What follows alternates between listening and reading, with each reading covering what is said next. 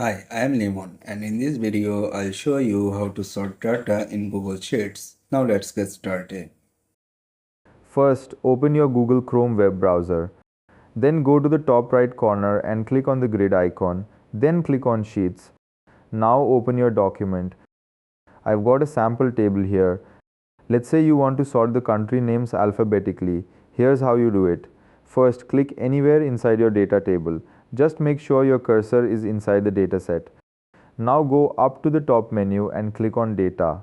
From the drop down, click on Create a filter. You'll notice something small but important. A filter icon appears in your header row.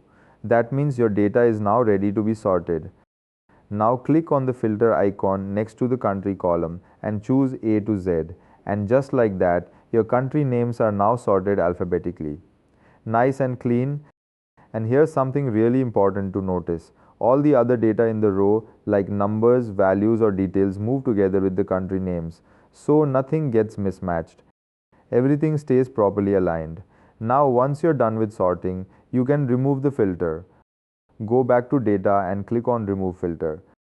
Now the filter icons will disappear, but your sorted data will stay exactly as it is. And that's it. That's how you can easily sort data in Google Sheets without breaking anything.